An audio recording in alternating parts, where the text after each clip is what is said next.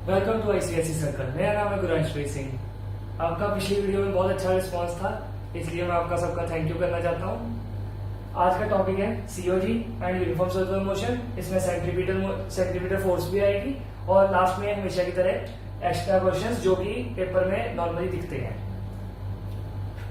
So let's begin. आज का हमारा पहला टॉपिक है सेंटर ऑफ ग्रेविटी, जिसे हम सीओजी भी कहते हैं शॉर्ट फॉर्म। इसकी डिफाइन एक बार रीड कर लीजिए, यही वाली पेपर में लिखनी है। COG of body is a point at which algebraic sum of the movements of weights of all the particles constituent the body is zero. इसका मेन सिंपल सरल सा अर्थ है कि एक बार मैं ये रेस कर दूं। इसका सिंपल सा अर्थ ये है कि कोई भी बॉडी है, उसके एक पॉइंट होगा जो इन सेंटर पे हो, कहीं भी हो सकता है, यहां पर ले लो। वो पॉइंट पे पूरी बॉडी बैलेंस हो जाएगी। अभी के लिए ये मार्कर को मैं यहां पर बैलेंस करने की कोशिश करता हूं। जैसे ये देखिए, यहां पर बैलेंस हो रहा है, तो इस मार्कर का यहां पर सेंटर ऑफ ग्रेविटी है, यहां पर। तो ऐसे ही हर मास का डिफरेंट डिफरेंट जगह पर सेंटर ऑफ ग्रेविटी होता है। सेंटर ऑफ ग्रेविटी का सिंपल अर्थ ये है, ऐसा पॉइंट जहां पर पूरी बॉडी का वेट बैलेंस हो जाए। तो अब आते हैं सेंटर ऑफ ग्रेविटी के जो किस पे डिपेंड करता है, फैक्टर्स पे। फैक्टर्स, अब बढ़ते हैं फैक्टर्स की तरफ। सबसे पहला फैक्टर है डिस्ट्रीब्यूशन ऑफ मास। इसका मतलब क्या है, अगर मैं एक रॉड ले लूं, उसका सेंटर ऑफ मास सेंटर पे होगा, सेंटर ऑफ ग्रेविटी सेंटर पे होगा। इस रॉड की लेंथ L है, तो यहां से L/2 की लेंथ पे ये होगा। अब मान लीजिए मैंने इस रॉड को तोड़ा मरोड़ा और कुछ ऐसी शेप का कर दिया, मतलब यहां से थोड़ा सा पार्ट उतार कर वहां पर लगा दिया। तो अब इसका सेंटर ऑफ मास जरूरी नहीं सेंटर पे ही आ जाए, थोड़ा इस साइड खिसक जाएगा। इसका मतलब क्या है, जो साइड भारी है उस तरफ सेंटर ऑफ ग्रेविटी खिसकने की कोशिश करता है। यहां पर जैसा एग्जांपल है, ये मार्कर का अभी सेंटर पे होगा, सेंटर ऑफ ग्रेविटी बिल्कुल मिड में होगा। अगर मैं इसका कैप उतार कर पीछे लगा दूं, तो ये थोड़ा पीछे को खिसक जाएगा, यहाँ पर थोड़ा पीछे खिसक जाएगा। और नॉर्मली अभी हमने वीडियो में देखा था कि यहाँ पर आ रहा था, यहाँ पर। तो इससे क्या साबित हुआ कि जहां पर मास ज्यादा होगा वहां पर सेंटर ऑफ ग्रेविटी शिफ्ट हो जाएगा। शेप, अब शेप कैसे डिपेंड करती है, जैसे ही देखिए, एक रिंग है, मेटल की रिंग है, उसका सेंटर ऑफ ग्रेविटी यहां पर आएगा। और अगर हम मेटल की रिंग को मेल्ट कर दें और इसे रॉड बना दें, और रॉड का सेंटर ऑफ ग्रेविटी यहां पर आएगा। तो ऐसे शेप पे डिपेंड करता है, सेंटर ऑफ ग्रेविटी चेंज होता रहता है बार बार। अब आते हैं, एक क्वेश्चन है, सेंटर ऑफ ग्रेविटी जरूरी नहीं कि बॉडी के अंदर हो, बॉडी के बाहर भी हो सकता है। जैसे कि बूमरैंग लेते हैं, जो आपने देखा होगा कभी ना कभी। ये बूमरैंग है, इस बूमरैंग का जो सेंटर ऑफ ग्रेविटी होता है वो यहां पर होता है। देखो, बॉडी मास यहां पर, मास सारा यहां पर है, लेकिन जो सेंटर ऑफ ग्रेविटी है, सीओजी है, वो बॉडी के बाहर है। ऐसे ही हमने अभी रिंग में देखा था, ये रही रिंग, इसका सेंटर ऑफ ग्रेविटी यहां पर कहीं पे होता है, बिल्कुल सेंटर में। तो मटेरियल तो यहां पर है सिर्फ, और ये मटेरियल के बाहर है। तो ऐसा भी हो सकता है कि सीओजी मटेरियल के बाहर भी हो जाए। ऐसा एक बार यस नो का क्वेश्चन आया था कि सीओजी मटेरियल के अंदर ही होगा या बाहर होगा, तो आप लिख सकते हैं हाँ बाहर होगा। एग्जाम्पल के लिए रिंग और बूमरैंग। अब आते हैं इस टेबल पर। ये टेबल मोस्ट इंपॉर्टेंट है।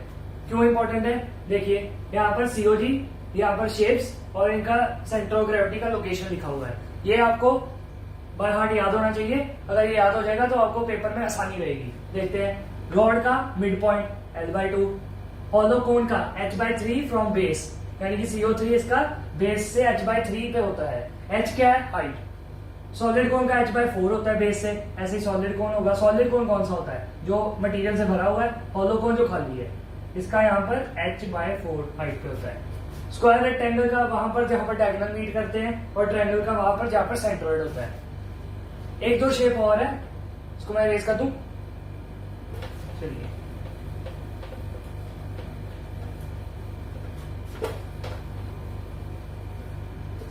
एक और शेप है सिलेंडर,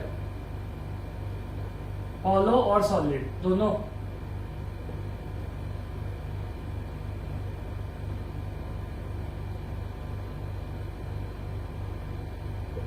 हॉलो और सॉलिड सिलेंडर दोनों का मिड पॉइंट होगा। मिड पॉइंट यानी कि जैसे कि ये सिलेंडर है, यहां पर इसका सेंटर ये होगा सीओडी, यानी कि यहां से L/2 पर, मतलब एक तरीके से रॉड वाला ही सिस्टम है इसमें भी। और फिर आते हैं सर्कल पे। सर्कल का जहां पर सेंटर होता है वहीं पर ऐसे ही देखो में भी। तो ये जो शेप्स अभी मैंने लिखी थी और ये जब अब नवी लिखी है, तो ये आपको सबकी लोकेशंस पता होनी चाहिए। आगे हम इस पे रिलेटेड क्वेश्चंस भी करेंगे, तो ये सब आप याद कर लीजिए एक बार। मैं ये रेस कर रहा हूं। बढ़ते हैं अगले टॉपिक की तरफ। अगले टॉपिक का नाम है यूनिफॉर्म सर्कुलर मोशन। इस टॉपिक को समझने के लिए आपको स्केलर और वेक्टर, स्पीड और वेलोसिटी, इन दोनों कॉन्सेप्ट्स का क्लियर होना चाहिए। ये वैसे 9th के टॉपिक्स है, पर अभी मैं समझा रहा हूं क्योंकि इसका बेसमेंट है। सबसे पहले स्पीड, वेलोसिटी।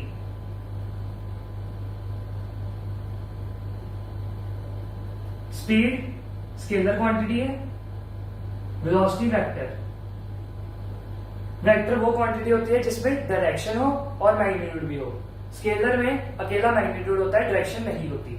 जैसे कि मैंने बोला मैं 5 मीटर पर सेकंड से आगे जा रहा हूं, आगे जा रहा हूं, डायरेक्शन होगी, 5 मीटर पर सेकंड मैग्नीट्यूड हो गया, तो वो वेलोसिटी होगी। नेक्स्ट, अगर मैं बोलूं 5 मीटर पर सेकंड से मैं जा रहा हूं और डायरेक्शन स्पेसिफाई नहीं की, तो वो स्पीड कहलाई जाएगी। अंडरस्टूड? आगे बढ़ते हैं। वेलोसिटी नेगेटिव हो सकती है, ये cannot be negative, cannot be negative. Speed कभी नेगेटिव नहीं हो सकती, वेलोसिटी नेगेटिव हो सकती है। वेलोसिटी का नेगेटिव होने का मतलब क्या है? नेगेटिव होने का ये मतलब है कि आपने सामने की तरफ की स्पीड को पॉजिटिव माना है और पीछे की तरफ की स्पीड को नेगेटिव माना है। जैसे कि मैं 5 मीटर पर सेकंड की स्पीड से आगे जा रहा हूं, लेकिन अब मैं आगे बोलूं कि मैं 5 मीटर की स्पीड से पीछे जा रहा हूं, तो पीछे वाली स्पीड को मैं माइनस से डिनोट करूंगा। ये मतलब माइनस सिंपली डायरेक्शन को शो कर रहा है। अगर आपको डायरेक्शन लिखने में आलस आ रहा है तो ये माइनस या प्लस से सिंबल करके डिनोट कर सकते हैं। ऐसे वांटी मोशन में इजी रहता है। वांटी मोशन यानी कि एक स्ट्रेट लाइन में मोशन जो होता है। तो क्या समझे? स्पीड स्केलर है, वेलोसिटी वेक्टर है। स्पीड नेगेटिव नहीं हो सकती, वेलोसिटी नेगेटिव हो सकती है। अब स्पीड और वेलोसिटी को चेंज करने के तरीके ये मैं दे रहा हूं, इरेज कर रहा हूं अभी। अब स्पीड को कैसे चेंज करेंगे? स्पीड एक स्केलर क्वांटिटी है, उसको चेंज करने के लिए, स्केलर को चेंज करने के लिए सिर्फ मैग्नीट्यूड को चेंज करना होता है। जैसे कि 5 मीटर पर सेकंड को मैं 6 मीटर पर सेकंड कर दूं तो स्पीड चेंज हो जाएगी। यानी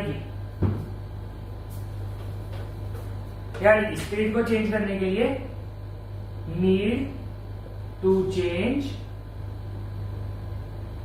मैग्नीट्यूड।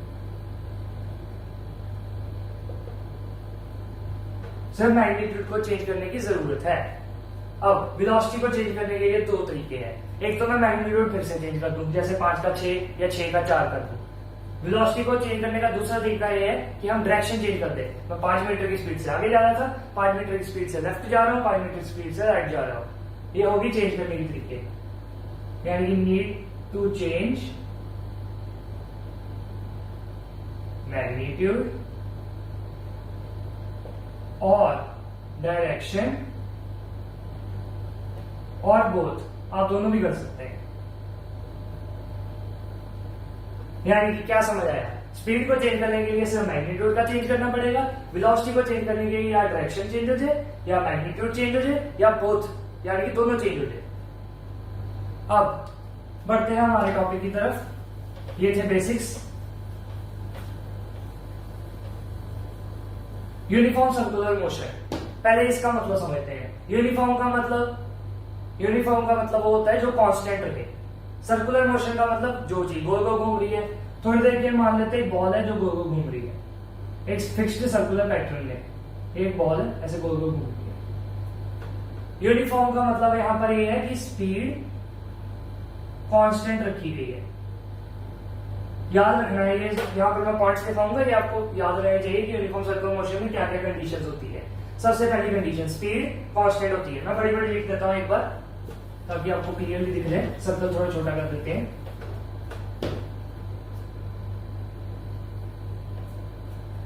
पहला स्पीड कांस्टेंट, दूसरा यहां पर एक बार वीडियो को पॉज करके खुद सोचिए, स्पीड कांस्टेंट है और वेलोसिटी भी कांस्टेंट होगी। एक बार सोचिए,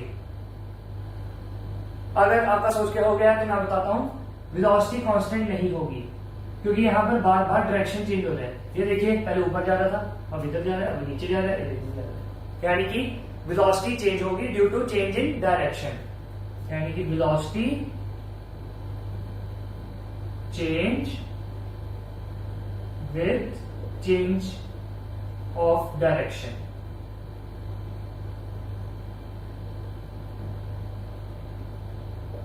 याद रखना है स्पीड कांस्टेंट है पर वेलोसिटी चेंज होगी।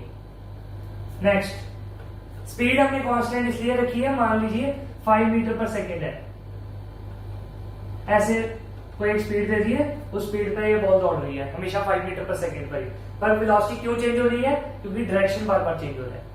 नेक्स्ट, अब आता है क्वेश्चन कि यहां पर एक्सेलरेशन है कि नहीं। तो एक बात बता दो, वेलोसिटी जब भी चेंज होगी एक्सेलरेशन तब तब आएगा। ये चाहे आप खोपचे में लिख लिए, कहीं साइड पे लिख लिए, या फिर कॉपी के नीचे लिख लिए, कॉपी के लास्ट पेज पे लिख लिए कि एक्सेलरेशन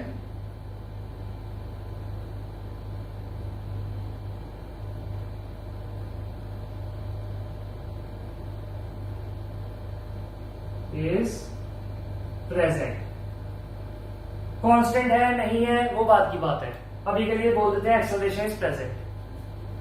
आखिरी, any work done is there. ये वैसे तो वर्क डन के चैप्टर का क्वेश्चन है, अभी नेक्स्ट चैप्टर वर्क डन का आएगा नेक्स्ट वीडियो में, तो अभी के लिए समझ लो कि वर्क डन नहीं है, नो वर्क डन। अभी आपको मिक्सअप हो जाएगा वर्क डन वाला चैप्टर, नहीं तो इसलिए मैं अभी नहीं बता रहा, सिर्फ नो वर्क डन लिख के याद कर दीजिए। नो वर्क डन यानी कि वर्क डन इक्वल टू 0। तो ये 4 पॉइंट्स है आपको याद रखने। एक और पॉइंट था, फोर्स इज प्रेजेंट और नॉट। ये क्वेश्चन आएगा तो आपको याद रखना है, जब भी एक्सेलरेशन होगा तो फोर्स भी आएगा। तो कैसे याद रखना है? वेलोसिटी चेंज होगी तो एक्सेलरेशन आएगा, एक्सेलरेशन होगा तो फोर्स आएगा। तो फोर्स इज प्रेजेंट। एक बार सारे पॉइंट्स का समरी कर लेते हैं। सबसे पहले स्पीड कांस्टेंट है, कोई वैल्यू 5 मीटर पर सेकेंड या फिर 10 मीटर पर सेकेंड से बॉल दौड़ रही है, हमारी सर्कुलर मोशन में दौड़ रही है। वेलोसिटी चेंज होगी because of change in directions. Acceleration हमेशा प्रेजेंट होएगा, नो वर्क डन, ये अगले चैप्टर में समझेंगे। वर्क डन 0 हो गया। Force is always present. Force क्यों प्रेजेंट होगा? क्योंकि एक्सेलरेशन भी प्रेजेंट है। एक बार ये स्क्रीनशॉट ले लीजिए, फिर मैं रेस कर दूं।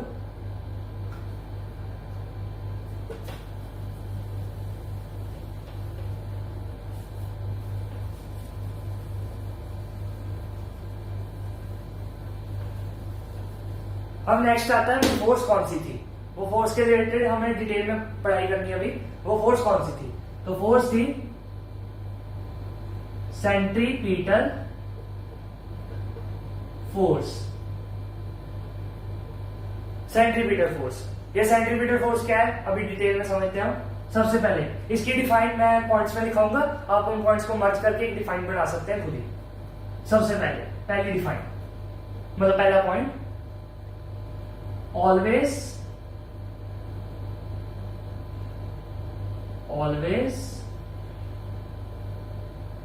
towards center। इसका मतलब क्या है?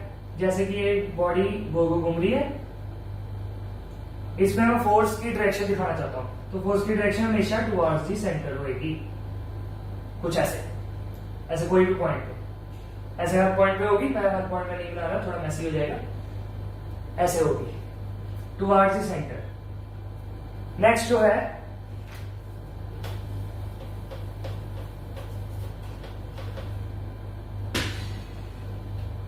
Responsible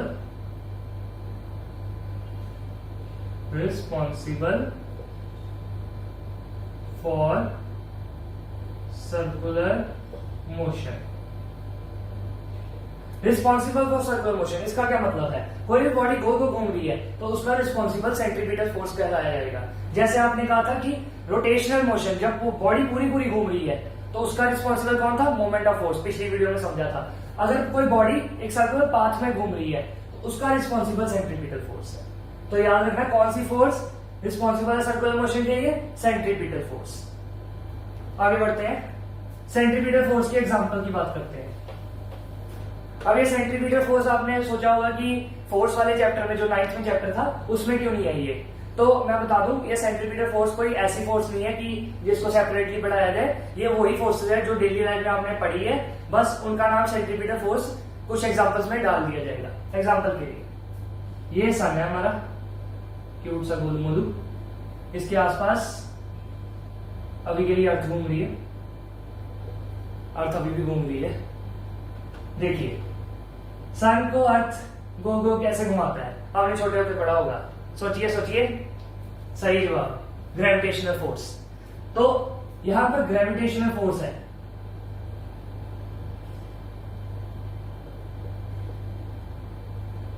gravitational force. पर आपने तो कहा था कि सर्कुलर मोशन में कौन रखता है? सेंट्रीपिटल फोर्स रखती है।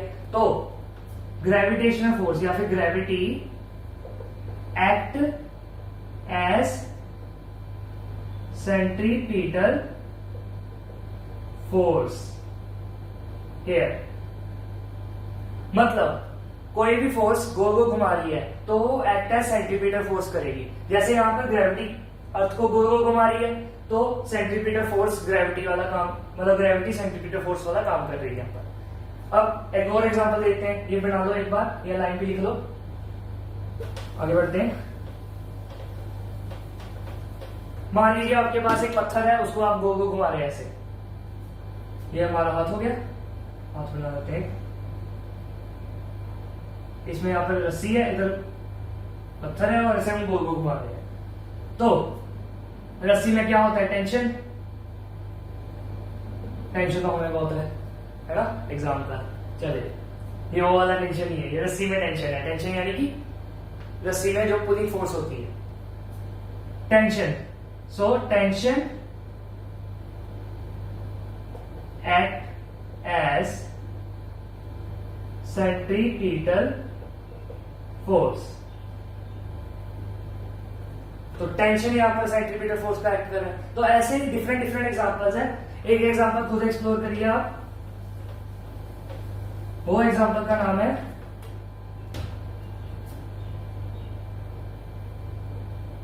ये वाली, यानी कि न्यूक्लियस और इलेक्ट्रॉन। इनमें कौन सा अट्रैक्शन है? थोड़ा सोचिए। देखिए, इनमें अट्रैक्शन है इलेक्ट्रोस्टैटिक। इलेक्ट्रोस्टैटिक अट्रैक्शन यानी कि पॉजिटिव नेगेटिव को अट्रैक्ट करता है, वो वाला। Charges attract each other, opposite charges attract each other, उनको इलेक्ट्रोस्टैटिक अट्रैक्शन कहते हैं। Electrostatic attraction act as centripetal force.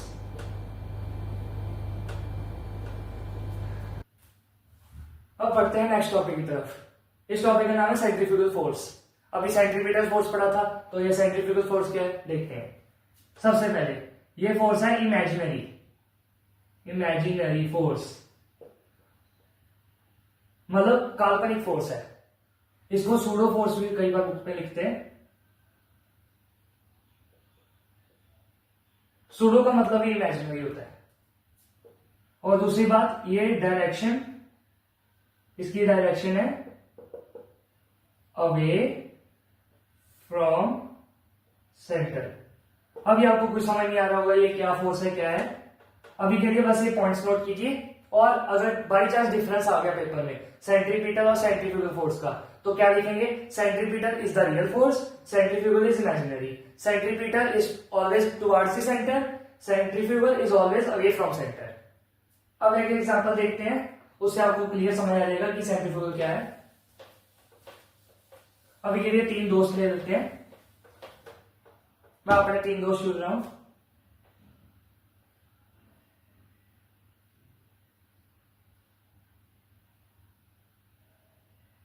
अभी के लिए मैं हूं, ये मैं हूं, मी, क्यूट सा।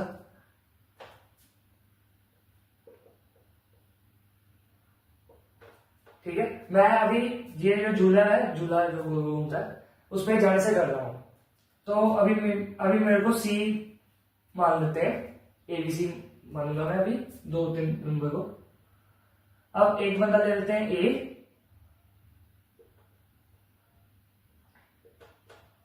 ले लेते हैं, जिसका नाम हम रखेंगे अगम, और एक ले लेते हैं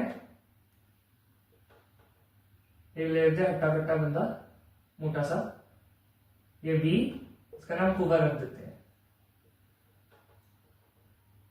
अब अगम और कुगा झूले पे चढ़ गए हैं और मैं डर रहा हूं। अभी के लिए पॉइंट ऑफ व्यू चेक करेंगे, डायग्राम अभी के लिए बना लीजिए, मैं डायग्राम थोड़ी सी रेस करूंगा।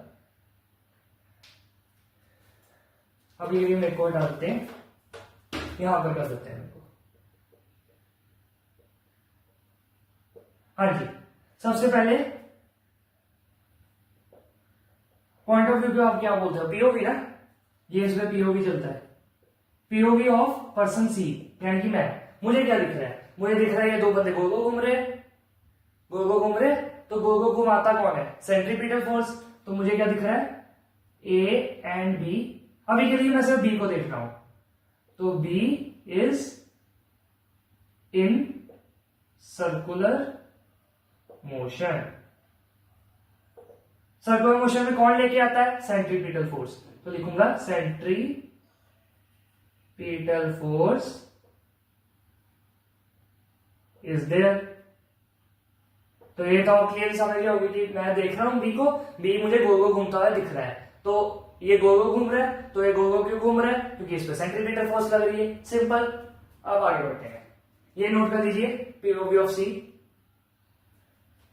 ये कहीं पे लिखना नहीं है पेपर में, ये समझने के लिए है, ऐसा कोई क्वेश्चन वैसे पेपर में नहीं आता नॉर्मली।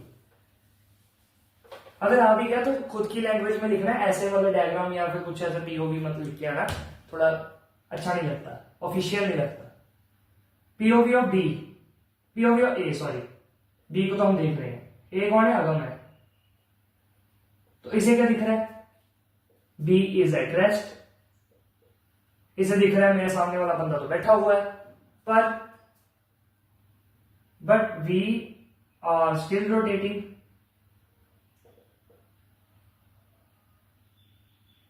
अब असल में हो क्या रहा है, देखिए, अगम जो झूले पे बैठा हुआ है, उसे दिख रहा है कि उसके सामने वाला बंदा बी कुवर, वो बैठा हुआ है, वो रेस्ट पे है। पर मैंने फोन करके बताया कि तुम लोग तो घूम रहे हो, तो वो कंफ्यूज हो रहा है कि हम घूम रहे हैं कि रेस्ट पे है, घूम रहे हैं कि रेस्ट पे है। तो उसने क्या सोचा, अगर कोई चीज रेस्ट पे है तो वो क्या मतलब है, वो इक्विलिब्रियम पे होगी। इक्विलिब्रियम क्या था, कोई बॉडी पे कितनी सारी फोर्सेस लग रही है, वो फोर्सेस आपस में कैंसिल हो रही है और बॉडी रेस्ट पे है। अब क्या हो रहा है, ए को लग रहा है कि बॉडी जो ये बी कुवर, वो रेस्ट पे क्यों है, क्योंकि उस पर 2-3 फोर्सेस लग रही है, वो इक्विलिब्रियम है। तो वो क्या बोलेगा, B is at equilibrium. B equilibrium पे क्यों है, क्योंकि सेंट्रीपिटल फोर्स को कोई कैंसिल कर रहा होगा। तो क्या बोलेगा, centrifugal force cancel centripetal force. एक बार फिर से समझते हैं, मुझे क्या दिख रहा था कि बंदा गोल गोल घूम रहा है, तो मैंने क्या मान लिया, सेंट्रीपिटल फोर्स लग रही है। अब ए अगम, वो क्या देख रहा है, मेरे सामने वाला बंदा रेस्ट पे है, और मैंने फोन करके बताया कि तुम लोग तो घूम रहे हो, तो वो कंफ्यूज हो रहा है कि हम घूम रहे हैं कि रेस्ट पे है। तो उसने मान लिया कि अगर हम घूम रहे हैं तो हम पे सेंट्रीपिटल फोर्स तो लग रहा है, सेंट्रीपिटल फोर्स तो लग रहा है, पर मेरे सामने वाला बंदा रेस्ट पे है। तो वो रेस्ट पे क्यों है, क्योंकि वो इक्विलिब्रियम पे होगा, यानी कि कोई फोर्स सेंट्रीपिटल फोर्स को कैंसिल कर रही है। तो वो कौन सी फोर्स होगी, सेंट्रीफ्यूगल फोर्स। समझे, हाँ जी। तो एक बात आती है कि सेंट्रीफ्यूगल फोर्स फ्रेम डिपेंडेंट है। इसका मतलब अगर कोई बंदा जो देख रहा है ये सब, अगर वो भी झूले पे बैठा है जो गोल घूम रहा है, तो उसे सेंट्रीफ्यूगल फोर्स दिखेगा, बाहर वाले को नहीं दिखेगा। जो झूले पे बैठा है सिर्फ उसे सेंट्रीफ्यूगल फोर्स दिखेगा, बाहर वाले को नहीं दिखेगा। तो ये फ्रेम डिपेंडेंट है। ये तीसरा पॉइंट हो गया डिफरेंस में, कि सेंट्रीफ्यूगल फोर्स फ्रेम डिपेंडेंट है, सेंट्रीपिटल फोर्स फ्रेम इंडिपेंडेंट है। हाँ जी, तो ये एग्जांपल यहाँ पे खत्म होती है। बढ़ते हैं नेक्स्ट टॉपिक। अब बढ़ते हैं एक्स्ट्रा क्वेश्चंस की तरफ जो पेपर में रेगुलरली आते रहते हैं। सबसे पहला question, difference between uniform circular motion and uniform linear motion. इसका मतलब क्या है? एक बॉडी यूनिफॉर्म सर्कुलर मोशन में घूम रही है, एक बॉडी लीनियर मोशन में चल रही है यूनिफॉर्म। तो दोनों में डिफरेंस क्या है? सबसे पहला डिफरेंस, पहले इसके पॉइंट्स लिख लेते हैं। इसमें वेलोसिटी चेंज होती थी, एक्सेलरेशन प्रेजेंट है, यानी कि not equal to zero. Present है ना, कोई वैल्यू होगी, और वर्क डन जीरो। अब इधर आते हैं, इसमें बॉडी स्ट्रेट लाइन में जा रही है, उसमें वेलोसिटी चेंज क्यों हुई थी? क्योंकि डायरेक्शन बार बार चेंज हो रहा था। यहाँ पर डायरेक्शन ही नहीं चेंज हो रहा, तो वेलोसिटी इज कांस्टेंट। अगर वेलोसिटी कांस्टेंट है तो एक्सेलरेशन आएगा ही नहीं, एक्सेलरेशन जीरो हो गया। और वर्क डन तब जीरो होता है जब कोई बॉडी रोटेट कर रही हो। तो अभी तो सीधा दौड़ रही है, तो work done is not equal to zero.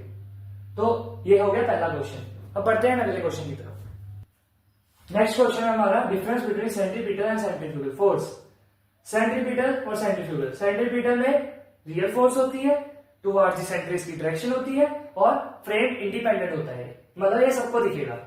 Centrifugal imaginary force है, अवे फ्रॉम सेंटर होती है इसकी डायरेक्शन, और ये फ्रेम डिपेंडेंट है, यानी कि जो बॉडी गोल घूम रही है, अगर उसमें एक बंदा बैठ जाए वो देखेगा तो उसे सेंट्रीफ्यूगल फोर्स दिखेगी। ये सबको दिखेगी, ये सिर्फ उसे दिखेगी जो उस फ्रेम में बैठा हुआ है। अगर डिफाइन आ गई तो डिफाइन इन 3 पॉइंट्स में लिख सकते हैं आप। नेक्स्ट क्वेश्चन पे बढ़ते हैं। ये नेक्स्ट क्वेश्चन हमारा एमसीक्यू है। सीओजी यानी कि सेंटर ऑफ ग्रेविटी, आपने पहले भी पढ़ा है। एक हमने टेबल पढ़ा था, उसमें होलो कोन का सेंटर ऑफ ग्रेविटी मैंने लिखाया था, तो वो सोचिए और इसका एक बार आंसर दीजिए, फिर मैं आंसर बताता हूं। एक बार वीडियो को पॉज करके सोच लीजिए। सोच लिया? अब मैं आंसर देता हूं। देखिए, COG of hollow cone of height h, height h है, होलो कोन है। होलो कोन का आपने सबने सोचा होगा कि h/3 होगा करेक्ट आंसर, पर ये गलत हो जाएगा पेपर में। एक बार ध्यान से सोचिए, देखिए क्या गड़बड़ है इसमें। हमने वहां पर लिखा था कि फ्रॉम दी बेस, यहां पर क्या लिखा है? From vertex. अब एक कोन बना देते हैं थोड़ी देर के लिए। हमने बोला था यहां पर सीओजी है, बेस से h/3, बेस से h/3, पूरी हाइट h है। हमें पूछा गया वर्टेक्स से कितना होगा, इसे x मान लेते हैं। अब ये हाइट कैसे निकलेगी? पूरे से ये वाला पार्ट माइनस कर देते हैं, पूरे से ये वाला पार्ट माइनस कर देते हैं। h माइनस h/3, तो ये सॉल्व होके आएगा 2h/3, तो 2h/3 ये रहा ऑप्शन। तो दिस इज करेक्ट। ओके, ये रॉन्ग है। कई माशे ऐसे भी हो गए, होलो कोन पढ़ा ही नहीं, कोन पढ़ा तो ये टिक कर दिया। सॉलिड कोन का होता है ये, तो इससे भी ध्यान देगा। तो ये हो गया हमारा आंसर। बढ़ते हैं नेक्स्ट क्वेश्चन की तरफ। ये नेक्स्ट क्वेश्चन भी एक एमसीक्यू है, एक बार पॉज करके पढ़ लीजिए और खुद सॉल्व करने की कोशिश कीजिए, फिर मैं करता हूं। अब मैं करने जा रहा हूं ये question, which is correct for uniform circular motion, यानी कि इनमें से कौन सा करेक्ट है जो यूनिफॉर्म मोशन को डिस्क्राइब कर रहा है, यूनिफॉर्म सर्कुलर मोशन को डिस्क्राइब कर रहा है। सबसे पहला option, work done is not equal to zero. हमने पढ़ा था कि सर्कुलर मोशन में वर्क डन जीरो होता है, तो ये गलत हो गया। एक्सेलरेशन इक्वल टू जीरो, हमने पढ़ा था कि एक्सेलरेशन प्रेजेंट होता है, तो ये भी गलत हो गया। Speed is variable, velocity is constant, गलत। स्पीड कांस्टेंट होनी चाहिए और वेलोसिटी वेरिएबल, यानी कि सी ऑप्शन ठीक है, बी गलत है। तो C option is the correct. तो ये क्वेश्चन में ध्यान रखिए, एक कभी आया नहीं है पेपर में, मेरा बनाया हुआ क्वेश्चन है, आ भी सकता है, ध्यान रखना है इस क्वेश्चन का। अब बढ़ते हैं नेक्स्ट क्वेश्चन की तरफ। इस क्वेश्चन में एक डायग्राम गिवन है जिसमें कहा गया है कि गिवन सीओजी एट ओ, यानी कि सीओजी की पोजीशन ओ पर है अभी के लिए। अब find new location of COG if piece of clay is agreed to point A and if pentagon is cut through PQ। तो सबसे पहले देखते हैं पॉइंट A पर। पहले एक बार आप सोच लीजिए, ये वैसे PYQ है, इसी साल का 2026। चलिए करते हैं। देखिए सीओजी की पोजीशन कहां पर होगी अगर piece of clay point A पर लगा दिया है। अभी ये मैंने क्ले लगा दिया यहां पर। अब आप सोचिए, हमने अभी सीओजी पढ़ा था, उसमें क्या देखा था? सीओजी वहां पर शिफ्ट होता है जहां पर मास ज्यादा हो। यहां पर ए पर मास ज्यादा हो गया, अब कहां पर शिफ्ट होगा? डब्ल्यू, वाई या एक्स पर? तो एक्स पर, क्योंकि मास यहां पर ज्यादा हो गया तो नीचे को आना चाहिएगा, तो आंसर है इसका एक्स। अब दूसरे पार्ट, अगर पी क्यू को हम काट दे, यहां से पी क्यू को हम काट दे, ये पूरा ट्रायंगल उतार दे, तो क्या होगा? जो ओ है, पहले ये सोचो, पेंटागन को हमने ये ट्रायंगल काट दिया, अब क्या होगा? ये वाला पार्ट जो भारी हो जाएगा, ये वाला पार्ट हल्का हो जाएगा, यहाँ BC वाला पार्ट हल्का हो जाएगा, ED वाला पार्ट भारी हो जाएगा। तो भारी की तरफ COG जाता है तो O से W की तरफ चल जाएगा।